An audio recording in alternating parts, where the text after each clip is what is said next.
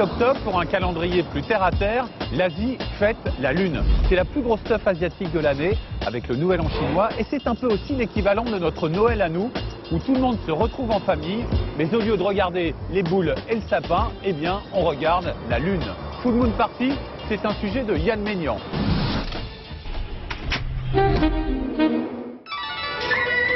Paris, 13e arrondissement. C'est ici, au cœur du quartier asiatique, que Philippe, sa femme Lalanne et leur fille Clara font leurs emplettes hebdomadaires comme la plupart des 45 000 Vietnamiens d'Île-de-France.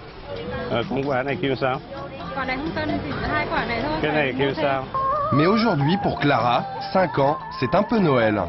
La famille Nguyen se prépare à célébrer le Tet Trung Tu, comprenez la fête de la Lune, deuxième plus grosse célébration en Asie après le Nouvel An chinois. Nous faisons les courses pour ce soir. Beaucoup de fruits pour le plateau de l'huile et le pamplemousse, très important. Philippe est arrivé en France à l'âge de 9 ans. Ce sont ses parents qui ont quitté le Vietnam en 1977, 2 ans après la fin de la guerre. Et c'est ici à Paris qu'il a rencontré sa femme Lalanne, 28 ans, venue pour un voyage d'études.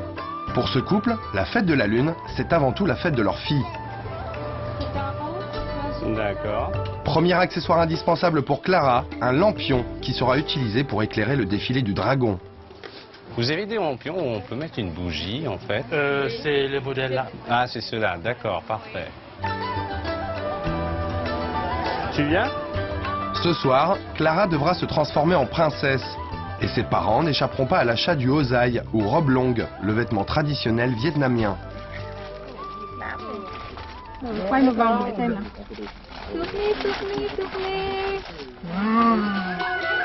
2 heures de shopping et c'est déjà l'heure de rentrer à la maison.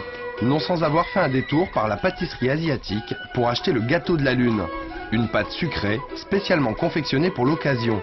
Une confiserie qu'on ne mange qu'une fois l'an, le jour de la pleine lune du 8e mois lunaire. Toute la famille Nguyen est rentrée à la maison. Pour Clara, l'excitation est à son comble. Aurélie, la petite fille d'un couple d'amis franco-vietnamiens, est venue la rejoindre. Les festivités vont pouvoir commencer. Aurélie, tu veux ça?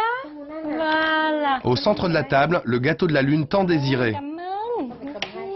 C'est un très beau cadeau de famille quand on vient se rendre visite lors des fêtes et les gens s'offrent mutuellement ces gâteaux. Et pour accompagner le gâteau, on chante la traditionnelle chanson de la Lune. Pour Lalanne, la transmission de la culture du pays est fondamentale.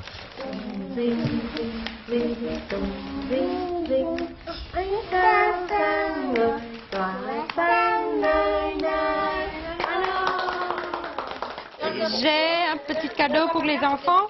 En fait, j'achète les robes pour les enfants porter demain. Pendant la soirée, en fait, à chacun, essayez. Waouh! La légende vietnamienne raconte qu'il y a très longtemps, la Terre était entourée de 10 soleils brillant à tour de rôle. Un jour, les 10 soleils sont apparus en même temps, asséchant les terres et les mers. La Terre fut sauvée du chaos par un habile archer nommé Hu Yin.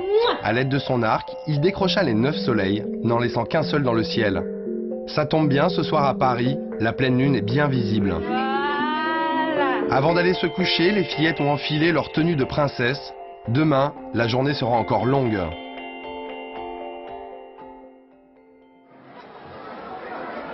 Retour dans le 13e arrondissement. Aujourd'hui, plus de 300 familles vietnamiennes se sont donné rendez-vous autour d'une gigantesque kermesse dédiée aux enfants.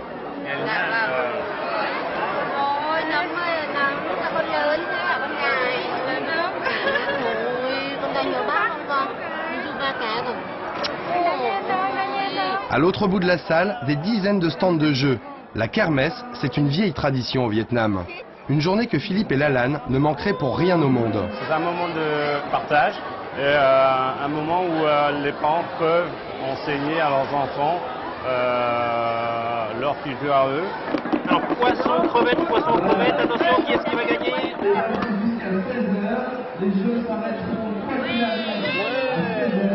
C'est comme un loto, c'est un jeu vietnamien. Et, donc les enfants misent sur une des 6 images.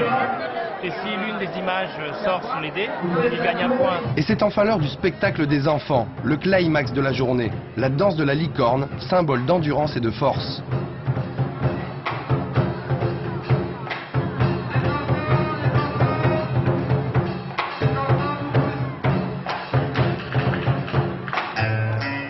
Et comme le veut la tradition, la fête de la Lune doit se terminer par le chant de la Lune, répété par Clara et Aurélie la veille au soir. Ici, toutes les générations sont réunies. Une façon pour les aïeux de perpétuer un héritage vietnamien vieux de plus de 2000 ans.